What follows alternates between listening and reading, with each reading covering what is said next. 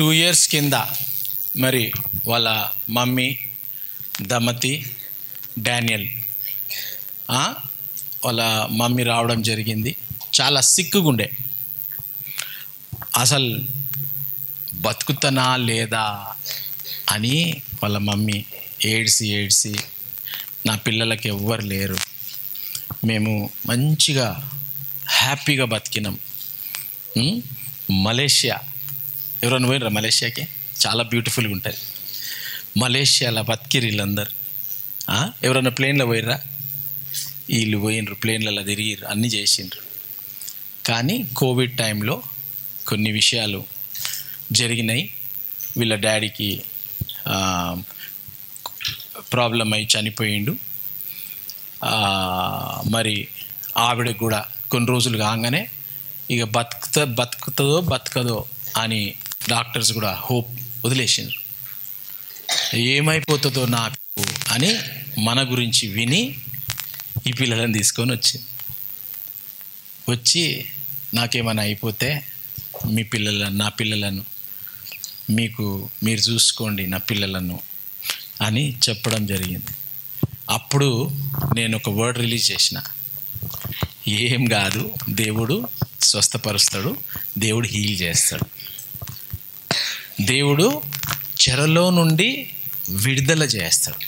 చెరలో ఉన్నవారు ఎప్పుడైతే యేసు ప్రభు దగ్గరికి వస్తారో అప్పుడు దేవుడు విడుదలనిస్తాడు. కాబట్టి నీకు జరిగిన కీడు ఇక మీద నీకు నీ పిల్లలకు జరగదు అని ఈరోజు దేవుడు ఆ వాక్యము వీళ్ళ కొరకు, మన కొరకు, అందరికీ. వీళ్ళ స్టోరీ చాలామందికి ఉన్నది ఇక్కడ. చాలామందికి మమ్మీ లేరు, చాలామందికి డాడీ లేరు, చాలామందికి మమ్మీ డాడీ ఇద్దరూ లేరు. కానీ ఈరోజు ఈ వాగ్దానం మీకు లూక్ చాప్టర్ 4:18-21 ఎవరెవరైతే దాన్ని రిసీవ్ చేసుకుంటారో ఈ రోజు నుంచి ఆ చెర నుండి దేవుడు మిమ్మల్ని విడుదల చేసేస్తాడు. ఈరోజు మరి వాళ్ళ డాడీ వల్ల డెత్ యానివర్సరీ. డాడీ చనిపోయిండు. ఎక్కడెక్కడనో చేసుకోవాలా, చుట్టాలను పిలిచి వీళ్ళని పిలిచి చేసుకోవాలా అని అనుకున్నారు. కానీ ఆపదలు ఉన్నప్పుడు వస్తారు ఎవరన్నా కదా.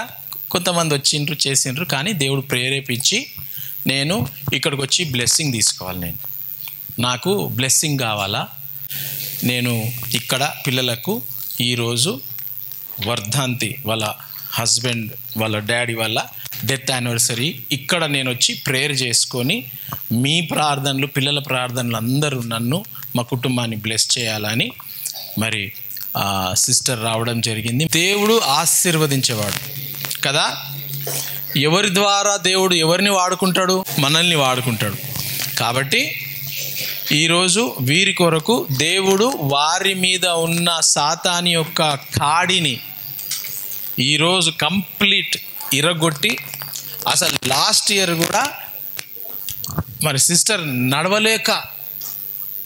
నడవలేకుంటుండే.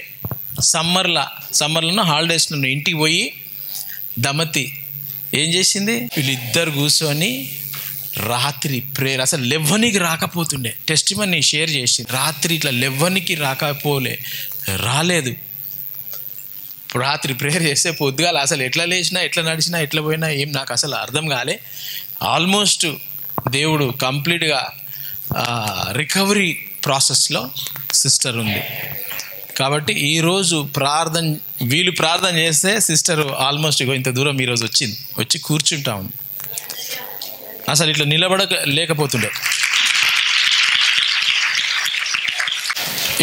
నిలబడకపోతుండే సిస్టర్. ఈరోజు నిలబడుతుంది.